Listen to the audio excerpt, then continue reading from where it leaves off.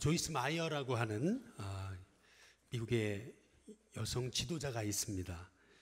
3세부터 18세까지 집에서 가출하기 전까지 아버지에게 성적으로 그리고 육체적으로 정서적으로 언어적으로 폭행과 학대를 받았던 분이었습니다. 그런데 이런 그녀가 미국의 처치 리포터지에 아주 영향력 있는 지도자 10명 중에 한 사람으로 뽑히게 되거든요.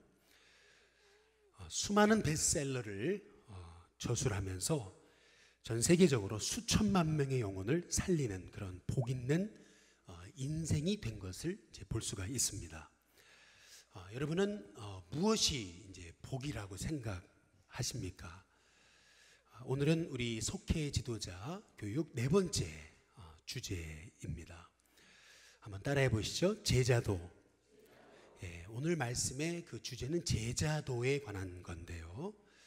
우리가 정말 주님의 그 참 제자가 되려면 이 복에 대한 개념이 바로 서야 된다는 거죠. 도대체 무엇이 복이냐라고 했을 때 그 복에 대한 개념이 단지 그냥 세상 사람처럼 그냥 잘 먹고 잘 살고 남부럽지 않게 사는 것, 이제 이것이 그냥 단지 우리가 생각하는 복이라면 우리는 주님의 제자라고 하기 어렵다라는 거죠. 여러분, 복하면 이제 뭐가 먼저 이제 떠오르십니까? 보통 복 그러면은 뭐 물질적으로 잘 되는 거, 또 자녀가 잘 되는 거, 또 건강한 거, 뭐 출세한 거, 뭐 이렇게 다들 뭐 생각하시지 않습니까?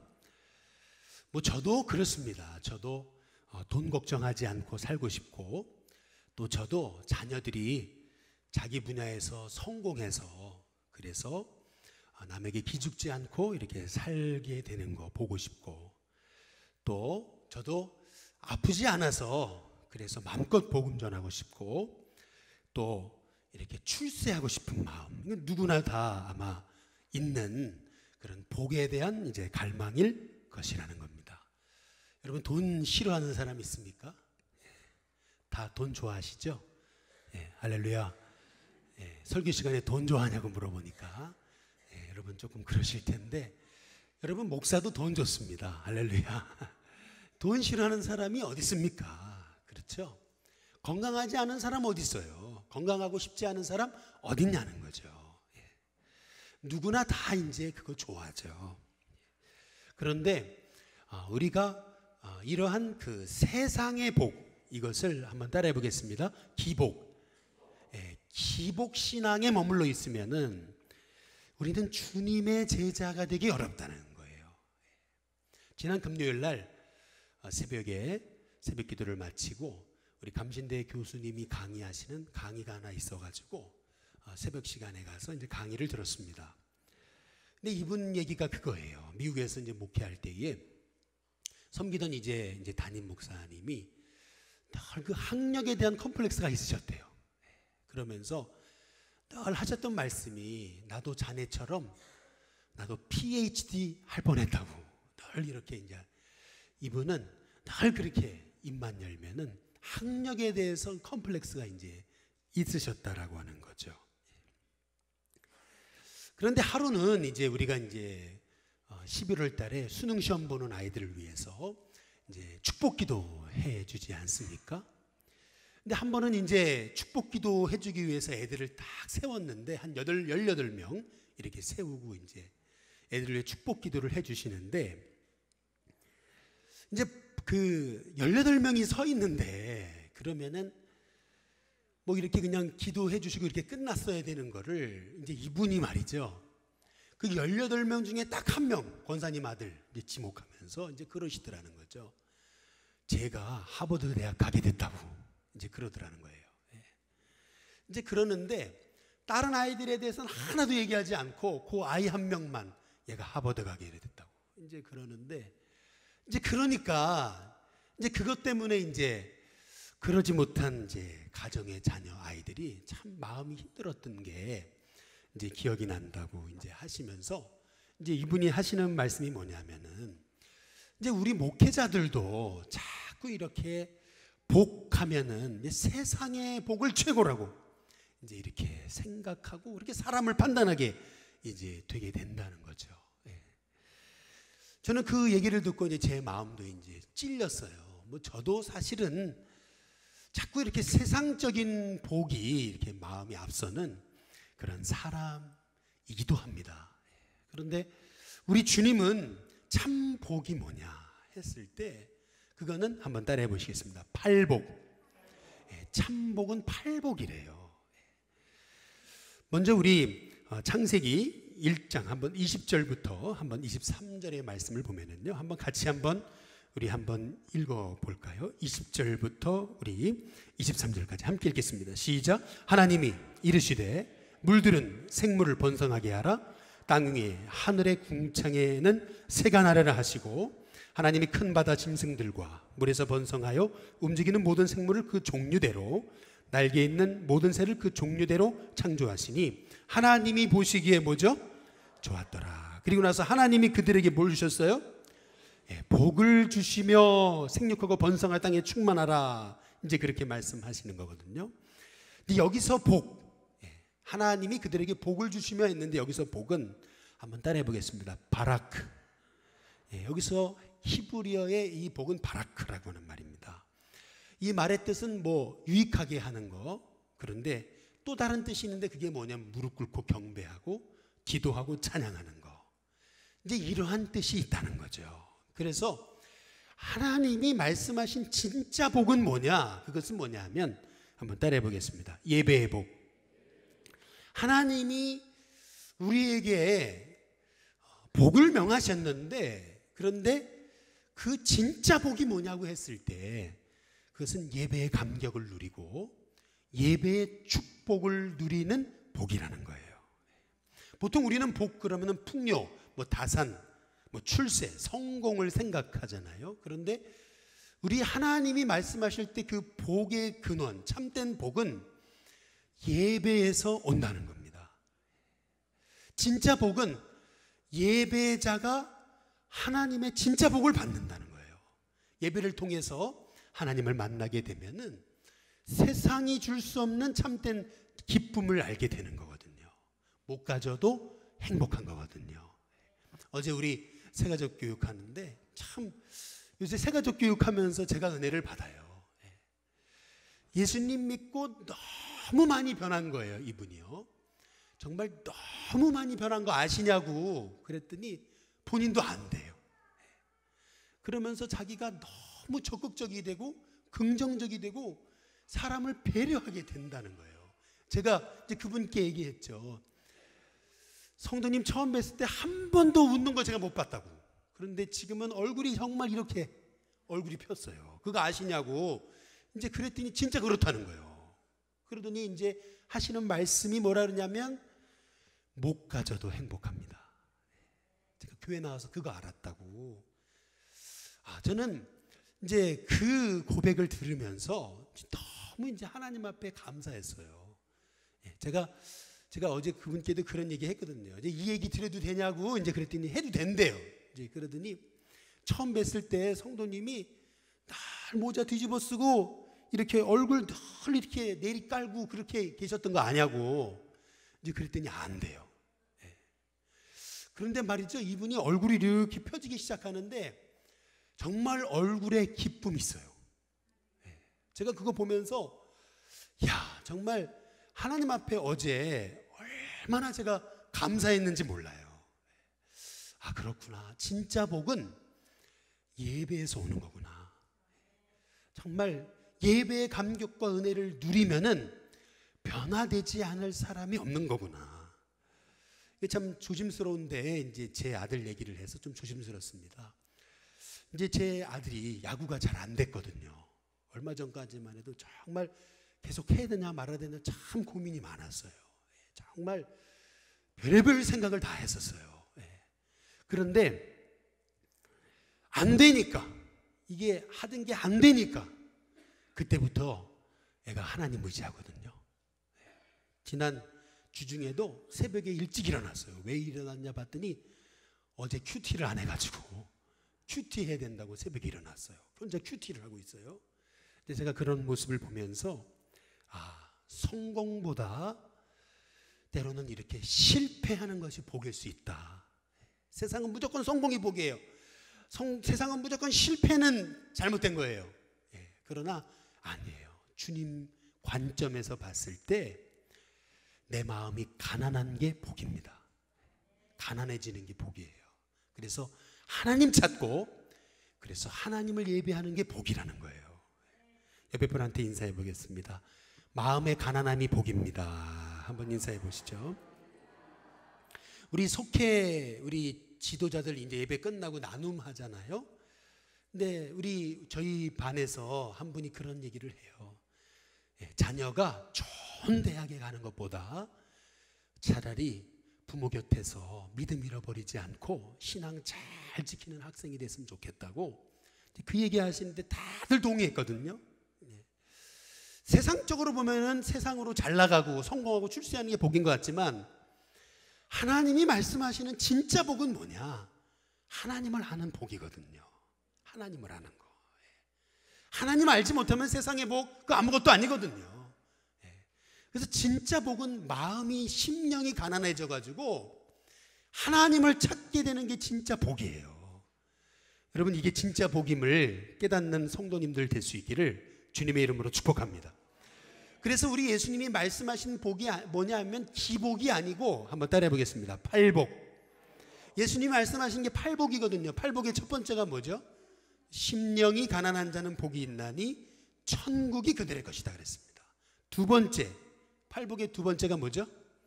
애통하는 게 복이래요. 내 죄를 보고 애통하는 게 복이래요. 죽어가는 영혼을 향해서 애통하는 게 복이래요. 여러분 믿으십니까? 울고 질질 짜는 게 복이라고요? 이제 이렇게 여러분 생각하실지 모르지만 우리 주님은 애통하는 게 복이래요. 온유함이 복이랍니다. 세상은 강한 게 복이라 그러지만 우리 주님이 말씀하신 건 온유함이 복이래요. 의에 줄이고 목마른 게 복이랍니다. 여러분 정말 의에 줄이고 목마르십니까? 돈에 줄이고 목마른 거 아니세요? 의에 줄이고 목마른 게 복이래요. 긍휼히 여기는 마음이 복이래요. 저는 우리 일신교회 성도님들이 긍휼히 여기는 마음이 있게 되기를 주님의 이름으로 축복합니다. 옆에 분한테 인사해 보시죠. 긍휼히 여기는 마음이 있게 되기 원합니다. 그러니까 영혼을 보고 이렇게 불쌍히 여기는 마음 있잖아요. 긍휼히 여기는 마음. 긍휼히 여기다가 설사 속을지언정, 이용당할지언정 영혼을 긍휼히 여기는 마음 있잖아요. 차라리 여러분 이용당하고 속으십시오. 그것이 진짜 그리스도인이에요. 주님 뜻대로 살다가 긍휼히 여기다가 이용당하면 좀 어때요? 그렇지 않아요?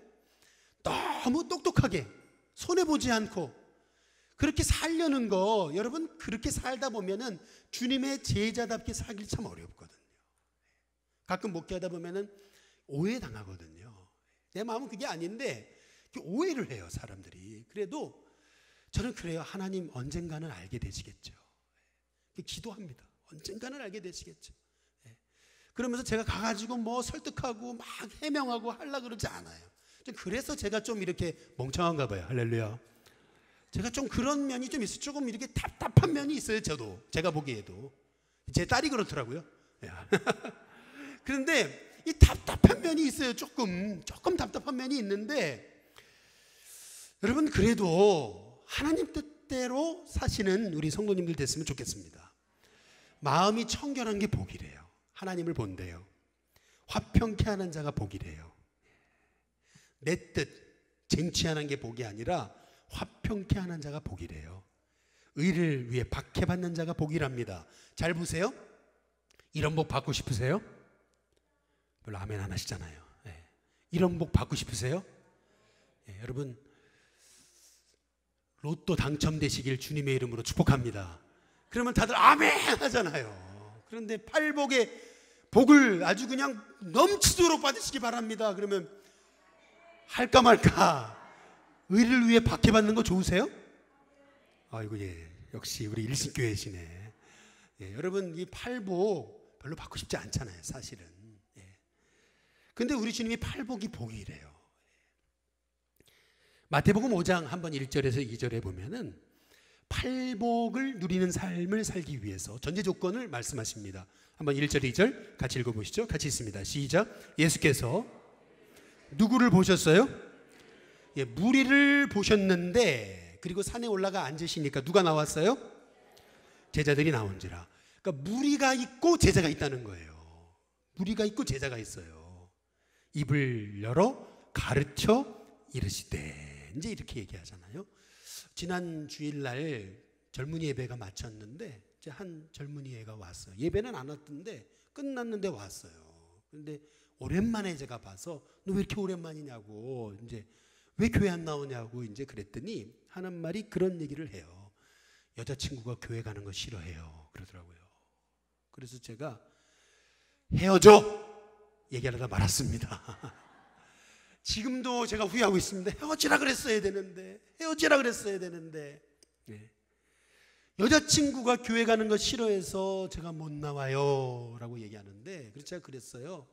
너 결혼하면 더 못 나온다. 너 애 낳으면 더 못 나와. 너 믿음으로 지금까지 살았는데 너 믿음 버릴 거야. 제가 거기까지는 얘기했습니다. 그러면 알아들어야 되는데, 네. 할렐루야. 이게 알아들어야 되는데 못 알아듣는 거거든요. 못 알아듣는 거예요. 보세요. 무리는요, 자기에게 손해되면은 예수님 포기하는 거예요. 제자는 손해가 와도 주님 따라가는 사람이 제자입니다. 그게 제자예요.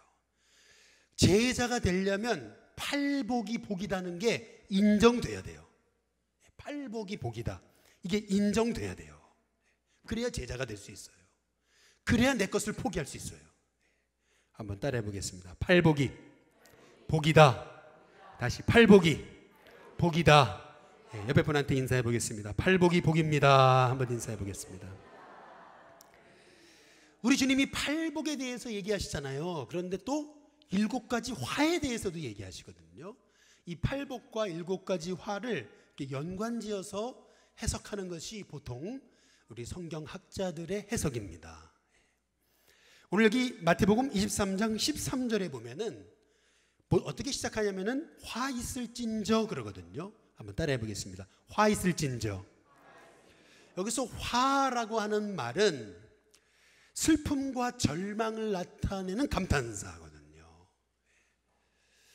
하영전 목사님 설교에 보니까 이게 저주라고까지 설명을 하시던데 뭐 그렇게까지 설명을 하고 싶지는 않고요. 화라고 하는 거, 이거 슬픔과 절망을 나타내는 감탄사라는 거예요. 그러니까 우리 주님이 정말 애통하시고 슬퍼하시는 그 인생, 이 7종류의 인생에 대해서 이제 말씀하시는 거예요. 여기 7가지 화가 나옵니다.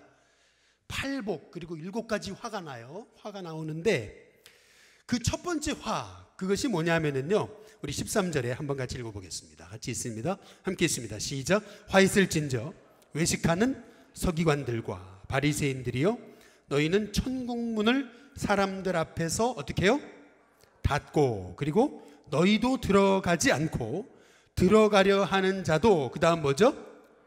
들어가지 못하게 하는도다. 첫 번째 화, 그것은 뭐냐면 복음의 걸림돌이 된 인생을 말하는 겁니다. 복음의 문을 막은 인생. 서기관과 바리새인은요, 율법을 해석하는 자들이거든요. 그래서 어떤 면에서 본다면 이 천국 열쇠를 맡은 사람이에요. 그런데 그들이 천국의 걸림돌이 됐다는 거예요. 그들이 천국 문을 막았다는 거예요. 왜 그래요? 심령의 가난함이 없어졌거든요. 교만하고 심령의 가난함이 없어지니까 오히려 복음을 가르쳐야 될 서기관과 바리새인들이 천국문을 막는 자들이 되었다는 거예요. 제가 이 말씀을 묵상하는데 저 자신을 한번 보게 됐어요. 제가 늘 푸른 학교를 하면은 어떻게 하냐면 정말 제가 교회에 있는 한 늘 푸른 학교를 반드시 예배부터 참여해가지고 제가 참여합니다. 그래서 우리 할머니들 한 사람 한 사람 손 잡아주려고 애를 써요. 한 사람 한 사람 손 잡아주려고 애쓰고, 또 목요 전도를 나가면은 또 이렇게 만나게 되는 동네 사람들 어떻게 하든지 간에 한번 따라해 보겠습니다. 친한 척, 친한 척합니다. 엄청 친한 척하고요. 금요전도도 나가면은요, 우리 할머니들 가면은 이렇게 전도하고 하거든요. 그러면은 그렇게 그 할머니들 손잡아주고 이렇게 해요. 근데 처음에는 해야 되니까 한 거예요, 사실은. 그런데 나중에는 가만히 저 자신을 들여다 보니까 그렇게 하고 있는 저 자신이 기뻐지더라고요. 제가 행복해서 하는 거더라고요, 보니까. 그런데 한번 보세요. 이제 조금 이제 교인들이 한 사람, 두 사람 이제 나오기 시작하잖아요. 오늘도 새가족 두 분이 제가 알고 있기로는 늘푸른 학교 통해 오신 분으로 알고 있는데, 이제 한 분, 두 분 나오시잖아요. 이제 더 나올 거예요. 많이 나오실 거예요. 할렐루야. 더 나오실 거예요. 정말이에요. 여기 동네 할머니도 다 나올 겁니다. 큰일 났어요, 이제. 동네 할아버지들도 이제 나올 거예요. 정말 큰일 났어요, 지금. 그래서 요새 마이크 시스템 엄청 신경 쓰고 있어요. 안 들리신다 그러니까. 그런데 조금 이제 부흥했다고요. 제 목에 힘들어 가더니 할머니들 보기를 우습게 여기고 해보세요. 뭐를 잃은 거예요? 초심을 잃은 거잖아요. 이게 이제 심령의 가난함이 없어진 거거든요. 옛날에는 한 영혼이 귀하니까 그 한 영혼 오면은 그렇게 기뻐했었는데, 이제는 한 영혼 왔나 싶은 거. 여러분, 그렇게 제가 변질된다면은 결국 제가 나중에는 복음의 걸림돌이 되지 않겠느냐는 거죠. 한번 여러분 자신을 한번 생각해 보세요. 여러분은 복음의 걸림돌인지 디딤돌인지 말이죠. 두 번째 화가 있는데 15절 한번 보시죠. 15절에 보시면은 같이 한번 읽어보겠습니다. 함께 있습니다. 시작. 화 있을진저 외식하는 서기관들과 바리새인들이여, 너희는 교인 한 사람을 얻기 위하여 어디까지 가요? 바다와 육지를 두루 다니다가 생기면 어떻게 되죠? 너희보다 배나 더 뭐가 돼요? 지옥 자식이 되게 한다, 이렇게 얘기하잖아요. 그러니까 두 번째, 화 있는 인생은 어떤 인생이냐면 다른 인생을 지옥 자식으로 만드는 인생입니다. 전도 그렇게 어렵게 해놓고 어렵게 전도했잖아요. 어렵게 전도했으면 그 영혼 지옥 자식 되지 않도록 잘 세워주고 양육해야 되는 거 아니겠어요? 그래서 제가 요새 부담감을 갖고 있는 건 그거예요. 매년 100명씩 새가족이 들어오는데, 야, 하나님이 이렇게 보내주신 영혼 그냥 보낼 수는 없다. 이제 그런 마음의 부담이 있어요. 그래서 요새 이제 시작하게 된 게 이제 토요일 날 저녁에 새가족 예수 영접 학교예요. 근데 제가 전에도 말씀드렸다시피 어제 우리 새가족 위원들 잘 아시겠지만 평균 연령이 80대예요. 할렐루야. 평균 연령이 80대잖아요. 제일 연세 많으신 분이 90살이에요. 그거 있거든요. 옥하는 목사님 한 얘기가 있어요. 뭐라 그러냐면 55세 이상은 제자 훈련 시키지 마라 그랬어요. 할렐루야. 그랬는데 우리는 지금 90세 할머니 놓고 새가족 예수 영접 학교 하고 있는 거잖아요. 야, 내가 잘하고 있는 건가? 그런 생각이 들어요, 사실은. 그런데 저는 그런 생각이 있어요. 하나님 보내주신 영혼인데 그 영혼에게 예수님이 누군지, 하나님은 누구신지 알려줘야 되지 않아요? 구원은 뭐고, 천국은 어떤 곳이고, 성경은 어떤 책이고, 기도는 어떻게 하는 거고 알려줘야 되잖아요. 저는 알려드려야 된다고 생각해요. 그래서 어제도 우리가 새벽 7시 반에 우리가 안동 갔다 왔잖아요. 그리고 또 서초 갔다 왔어요. 오후에 또 음악회 갔다 왔거든요. 그리고 나서 오니까 딱 10분 전이에요. 새가족 예수영접학교 5시 반에 시작하는데 딱 20분에 왔어요. 그래서 딱 옷만 딱 갈아입고 그리고 내려와가지고 또 예수영접학교를 하는데 하나님 힘 주시잖아요. 힘 주셔서 한 거거든요. 예수님이 누구신지 어제 가르쳤거든요. 한 분도 안 졸아요. 한 분도 안 졸아요. 얼마나 감사한지. 여러분, 복은 뭐냐면요, 영혼을 위한 애통입니다. 영혼을 위한 애통이 사라지니까 그렇게 어렵게 전도해 놓고 그 영혼 지옥 자식 만드는 거예요. 세 번째 화는 뭐냐? 그것은 16절 한번 보시죠. 같이 한번 읽어보겠습니다. 함께 있습니다. 시작. 화 있을진저 눈먼 인도자여 너희가 말하되 누구든지 성전으로 맹세하면 아무 일 없거니와 성전의 금으로 맹세하면 어떻게 하라고요? 지킬지라 하는도다. 성전이 커요? 금이 커요? 성전이 크잖아요. 그런데 성전으로 맹세하면 아무 일 없지만 성전의 금으로 맹세하면 지켜야 된다. 이게 뭐죠? 신앙보다 돈 좋아하는 거예요. 영혼 구원보다 세상 물질에 더 관심 있는 거예요. 자기 유익에만 관심 있어요. 영혼 구원에 관심 없어요. 이런 영혼에게 화가 있다라고 말씀하시는 겁니다. 여러분, 의에 줄이고 목마른 게 복이시기를, 복이라고 인정되시기를 주님의 이름으로 축복합니다. 여러분, 무엇에 굶주리십니까? 돈에 줄여 있습니까? 사람의 인정에 목말라 하고 계십니까? 자리에 목말라 하고 있습니까? 아파트에 목말라 하고 있습니까? 여러분, 의에 목마르시길 주님의 이름으로 축복합니다. 네 번째 화, 그것은 뭐냐면 우리 마태복음 23장 23절부터 24절 우리 한번 같이 읽어볼까요? 같이 있습니다. 함께 있습니다. 시작. 화 있을진저 외식하는 서기관들과 바리새인들이여 너희가 박하와 회향과 근채의 11조는 드리되. 박하와 회향과 근채가 뭐예요? 이 조미료거든요. 조미료. 우리식으로 얘기하면 조미료. 그러니까 여러분, 이 서기관과 바리새인들은요 얼마나 11조에 철저했든지 이게요 이 박하와 회향과 근채의 11조까지 드렸어요. 조미료, 음식 먹는 치는 조미료의 11조까지 드렸단 말이에요. 그런데 거기 보니까 우리 23절 계속 보시면은 너희는 박하와 회향과 근채의 11조는 들이되, 그 다음 같이 읽습니다. 함께 있습니다. 시작. 율법에 더 중한 바 뭘 버려요? 정의와 긍휼과 믿음은 버렸도다. 그러나 이것도 행하고 저것도 버리지 말아야 할지니라. 24절. 맹인된 인도자여 하루살이는 걸러내고 낙타는 삼키는도다. 네 번째 화 있는 인생, 어떤 인생이냐면 본질을 잃어버렸어요. 본질을 잃어버린 거예요. 형식만 남았어요. 얼마나 11조를 철저히 드렸는지 박하와 회향과 근채의 11조, 조미료의 11조까지 드리는데, 그러나 그 율법의 정신인 한번 따라해 보겠습니다. 하나님 사랑, 이웃 사랑.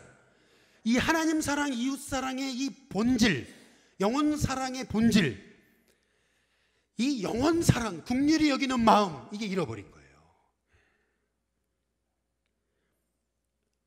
저는 우리 일신교회 성도님들이 정말 영혼을 긍휼히 여기고 불쌍히 여기는 마음이 있게 되기를 주님의 이름으로 축복합니다. 한 장로님과 얘기를 나누는데 이제 이런 얘기를 하세요. 하나님이 저 한경진 목사님처럼 저 대형 교회 목사님만 사랑하시겠냐는 거죠. 저 농촌에서 몇 사람 놔두고 진실로 그 영혼들 사랑하고 목회하는 목회자들 하나님 기뻐하시지 않으시겠냐는 거죠. 저는 이제 그 얘기를 들으면서 마음에 찔리기도 하면서 제 마음에 이제 그 얘기를 듣고 하나님 제 마음에도 이러한 초심을 잃어버리지 않게 해달라고 하는 그러한 기도를 하나님 앞에 드리게 됐습니다. 이게 본질을 잃어버리고 자꾸 영혼 사랑의 마음, 여러분 영혼 사랑의 마음 잃어버릴 때 하나님이 화 있을진저 말씀하시거든요. 다섯 번째 화는 뭐냐면은 우리 마태복음 23장 25절부터 26절까지 우리 같이 한번 읽어보겠습니다. 함께 있습니다. 시작. 화 있을진저 외식하는 서기관들과 바리새인들이여 잔과 대접에 어디요? 겉은 깨끗이 하되 그 어디에는요? 안에는 탐욕과 방탕으로 가득하게 하는도다. 겉은 멀쩡해 보이죠. 그러나 속이 다른 신앙.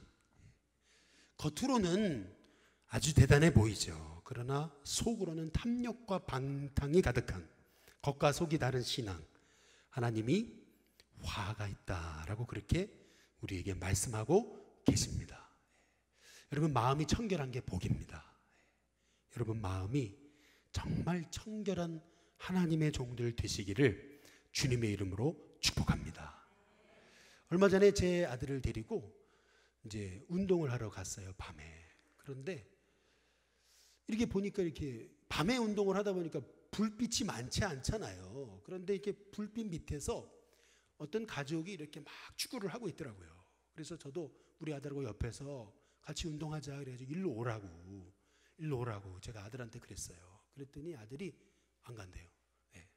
그랬더니 저쪽에 어두운 데서 계속 이렇게 몸을 풀어요. 그러더니 근데 그분들이 불빛 밑에서 안 가요.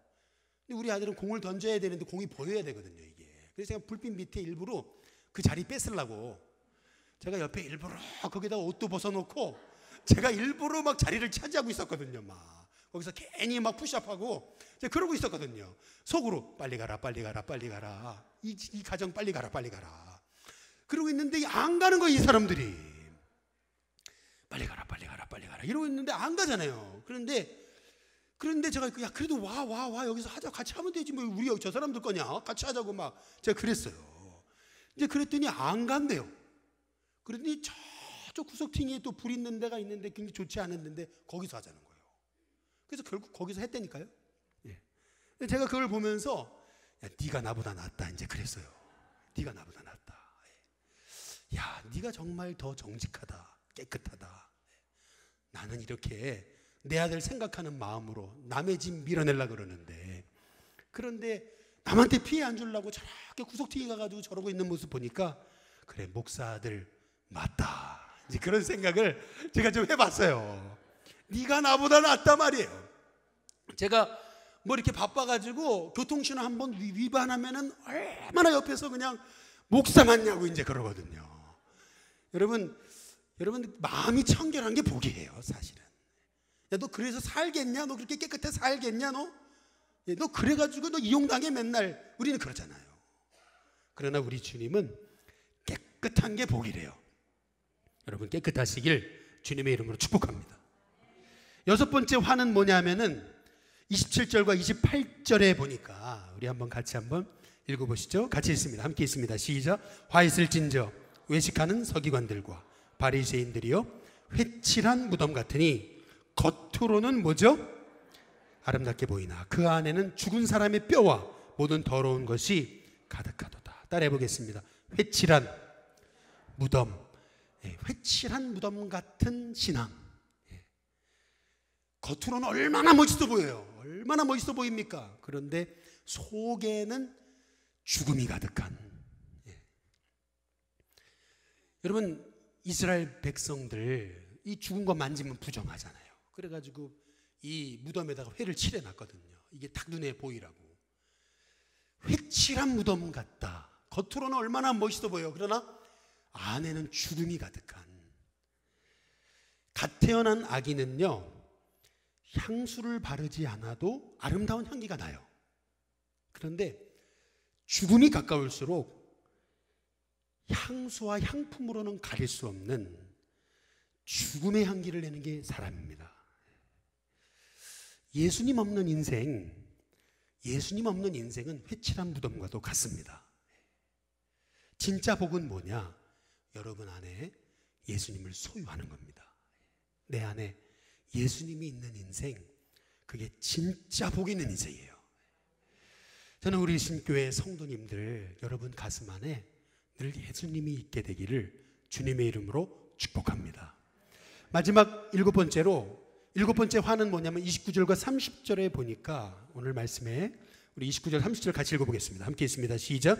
화 있을진저 외식하는 서기관들과 바리새인들이여 너희는 선지자들의 무덤을 만들고 의인들의 비석을 꾸미며 이르되 만일 우리가 조상 때에 있었더라면 우리는 그들이 선지자의 피를 흘리는데 참여하지 아니하였으리라 하니.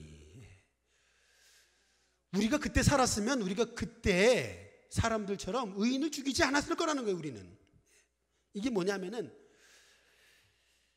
남은 비판하면서 남은 정죄하면서 자신의 죄는 보지 못하는 인생이에요.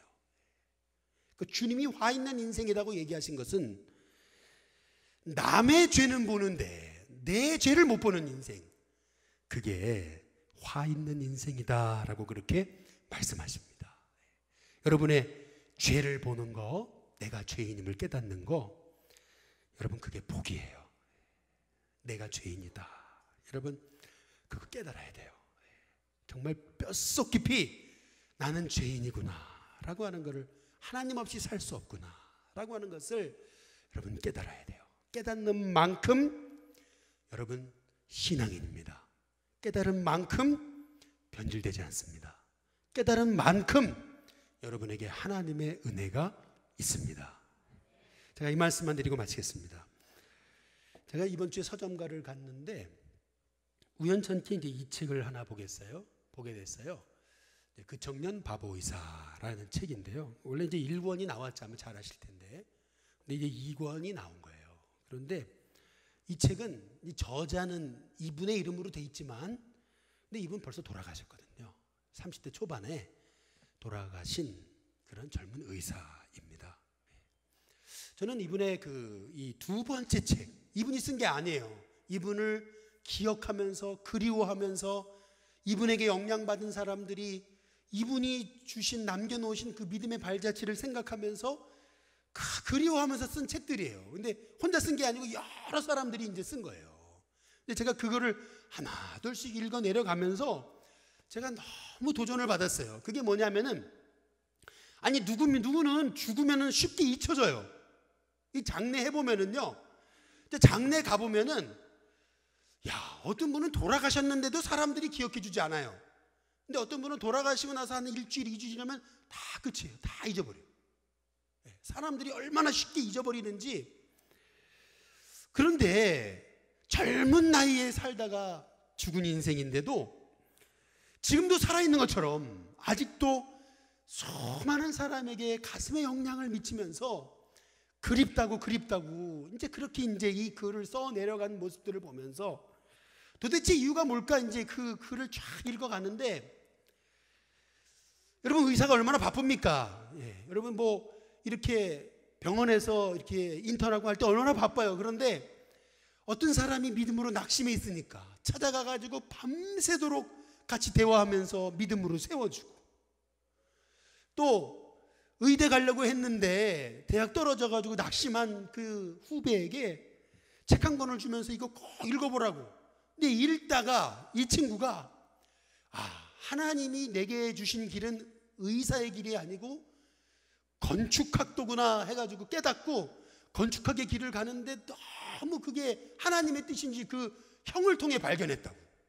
이제 그러면서 형이 소개시켜준 그 여자랑 제가 지금 제 자녀와 함께 행복하게 살고 있습니다. 이제 이런 얘기. 형은 없지만 그러나 형이 소개시켜준 그 자매랑 이렇게 행복한 가정을 이루었습니다. 이제 이런 그 얘기들이 쫙 있는데, 제가 이제 이 책을 읽으면서 제가 느낀 게 그거예요. 나도 죽으면, 윤동규 목사라는 사람도 죽으면 이렇게 사람들의 마음에 영향을 미칠 수 있을까? 이제 그 생각을 해보게 되면서 뭐가 복이냐는 거예요. 뭐가 복? 이건희 씨가 저렇게 돈 많이 벌고 누워있는데 누가 하나 애통한 사람이 있어요? 그런데 한 사람 30대의 젊은 나이에 죽었지만, 그러나 그렇게 감사하고 고마워하고 그리워하고 그 삶의 발자취를 나도 살고 싶다 그러잖아요. 그렇구나. 무엇이 복이냐라고 했을 때 그것은 주님이 주신 그 팔복의 복이 진짜 복임을 깨닫고 그 복을 많은 사람에게 나눠주고 영혼 세우고 살리기 위해서 인생 들인 그 삶이, 제자의 삶을 산 사람이 진짜 복 있는 인생이 아닐까 이제 생각하게 되는 겁니다. 바라기는 우리 일신교회 성도님들 주님의 제자 되시기를 바랍니다. 여러분을 통해서 많은 죽어가는 영혼이 일어날 수 있게 되기를 주님의 이름으로 축복합니다.